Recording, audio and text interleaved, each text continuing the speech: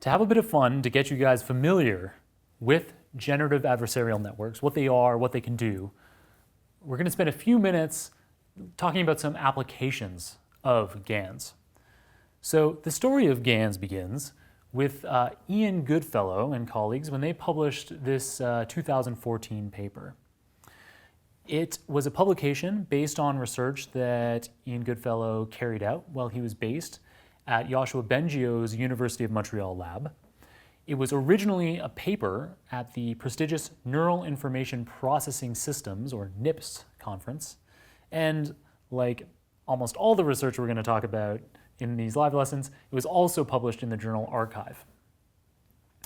3 of the paper's authors, Goodfellow, Bengio, and Courville, are also the authors of the textbook titled Deep Learning. And this is probably the best reference text in the field for those of you who'd like to dive deep into the mathematics of deep learning, which I only have time to skim over in my live lessons. So looking at this figure from their paper, let's start by talking about box A.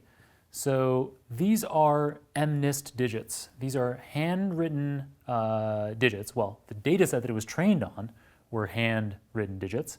And these are the same data set of hand-drawn digits that we used in my Deep Learning with TensorFlow live lessons for pretty much all of the examples in those live lessons. And so what this picture is illustrating is new, apparently hand-drawn digits that their generative adversarial network created. So there are no numbers that look like these in the data set. The machine drew them. There are some other examples here. So you can see also in panel B, that's the Toronto FACE database out of Jeffrey Hinton's research group at the University of Toronto. And so these faces are faces that have never existed before. The generative adversarial network made them up based on the Toronto FACE database training data. So we're starting to see how this method is pretty cool. But as we're going to see momentarily, the quality has improved considerably in the past few years. And we can particularly see that in panels C and D. So both panels C and D are trained on data from the Canadian Institute for Advanced Research, the CFAR-10 dataset. This dataset has 10 classes of images. In the C panel, the generative adversarial network has dense or fully connected layers only, whereas in panel D, they allowed the generative adversarial network to have convolutional layers, as well as something called deconvolutional layers that we'll introduce later in these live lessons. You can see you can kind of see that the quality where the convolutional layers were used is better. The figure from ground is particularly more visible in panel D than panel C. So something that I love to do in my live lessons is draw cubes on the board. So in my deep learning for natural language processing live lessons, we talked about a cube like this a fair bit as the vector space representing the meaning of words. Just like then, as now, although I've drawn this latent space here in 3 dimensions because our feeble human brains can't really imagine more than 3 dimensions visually, in practice, latent spaces, as they're used in generative adversarial networks, typically have more dimensions. And so the reason why I'm talking about this, and this will come up again and again in these live lessons, is that the latent space, you can sample from it, and in different parts of the latent space, different types of images of these new created images by the generative adversarial network are represented. So, if we trained on the MNIST digit data set, then somewhere in this latent space, it's going to be mostly looking like 1s. And somewhere else in here, it's going to mostly look like 2s, and somewhere else it's going to look like 3s. And in the space in between, if we linearly interpolate between the 2s and the 1s, the hand-drawn digits will slowly shift from looking like 2s to looking like 1s. Same kind of thing if we imagined that instead of training on the MNIST digits, we trained our generative adversarial network on faces, then as we interpolate through the space, different faces are represented. Similar kinds of looking faces will be in different parts of the space, and as we move through the space, the faces will gradually change. We're going to see some really compelling examples of that soon. Jumping ahead a couple of years, from 2014 to 2016, the generative adversarial networks introduced in 2014 came a long way. So here's another landmark paper showing how far these advancements came. So this paper by Alec Radford and his colleagues is about what they call deep convolutional generative adversarial networks. So this paper provided neural network architecture constraints to guide much more realistic image creation than Goodfellow and his colleagues had in 2014. Alec Radford and his colleagues here persuasively demonstrated the latent interpolation idea that I was describing on the board. If you check out that paper, you can see pictures of smooth transitions of bedrooms from left to right. So as you interpolate through this space, you see the same bedroom gradually shifting from left to right, or gradually having what was a window on the wall turn into a smaller window or disappearing into some other type of furniture. The same kind of thing for faces. For example, others have shown that by moving through the latent space, you can get the kind of same looking person with their face gradually aging as you move in a particular, as you interpolate through a certain direction in the space. So returning to the analogy between the latent spaces of generative adversarial networks and the vector spaces of deep learning for natural language processing, as I talk about in my natural language processing live lessons, I go into detail there on vector arithmetic, where a particular vector, direction, and distance within the vector space represents meaning. So you can do mathematics, arithmetic, like king minus man plus woman, and that moves you through the space and you end up at the word queen. So this kind of vector arithmetic was also demonstrated by Alec Radford in this paper. So as a kind of analogous relationship. So they found a part of their latent space where there were men with glasses, and they averaged those into kind of average man with glasses.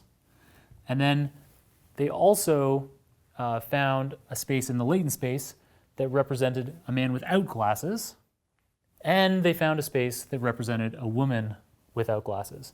Then by subtracting the space from the man without glasses from the man with glasses and adding the woman without glasses, we end up at a part of this space that represents a woman with glasses, which intuitively kind of makes sense. It's where you'd expect to end up. So there's this remarkable structure captured in the latent space, this kind of meaning of visual imagery captured in the latent space in the same way that we see in word vectors.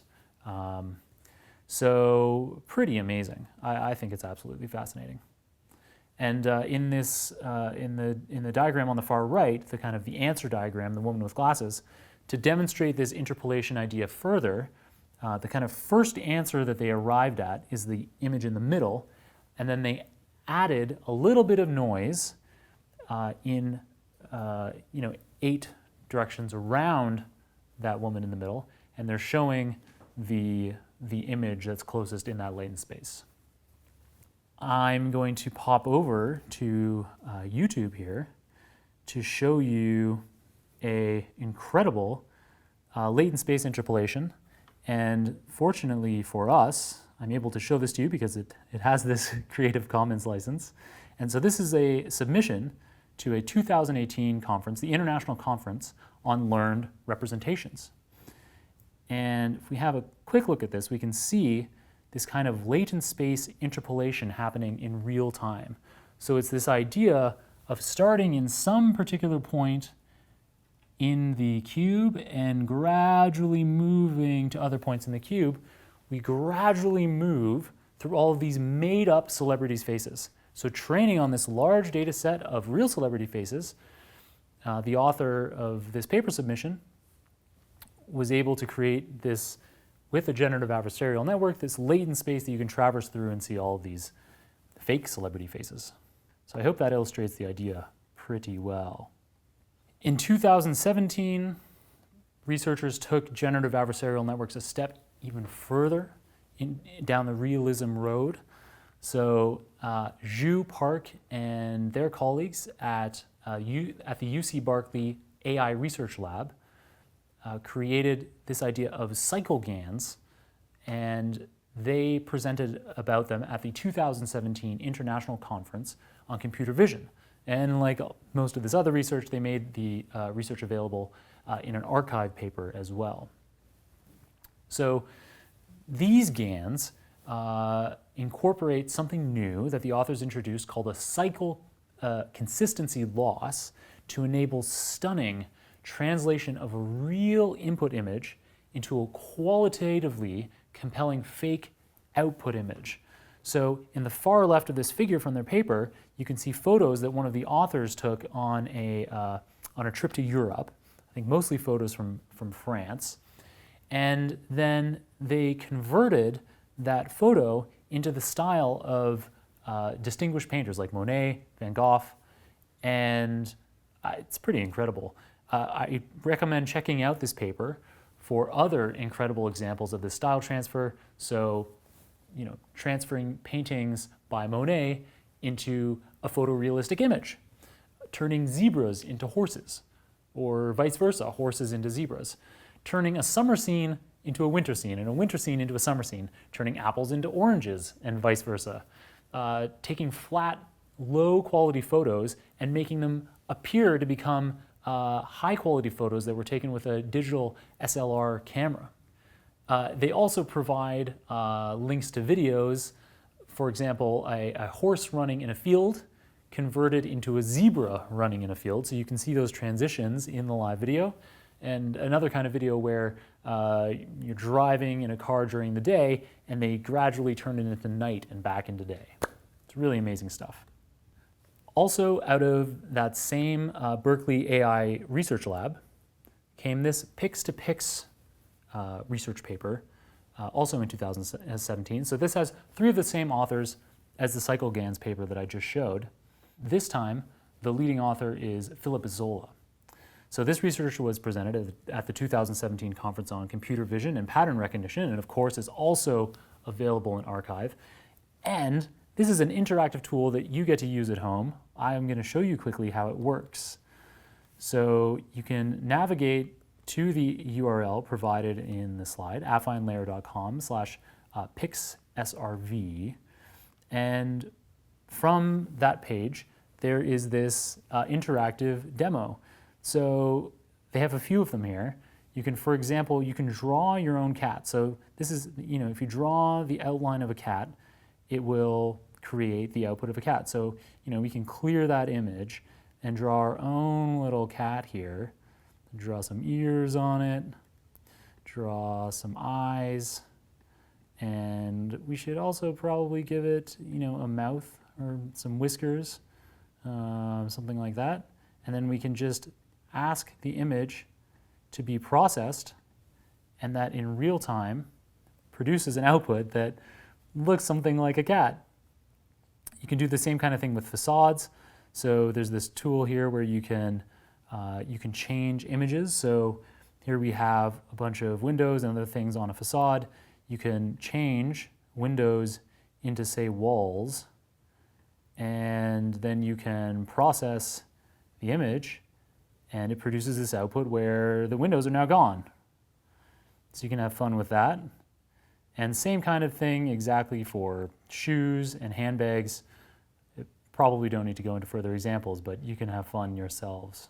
The final paper that I want to talk about to kind of show what's possible with GANs here is this StackGAN paper from Han Shang and colleagues based in Dmitry Metaxas' lab at Rutgers University in New Jersey.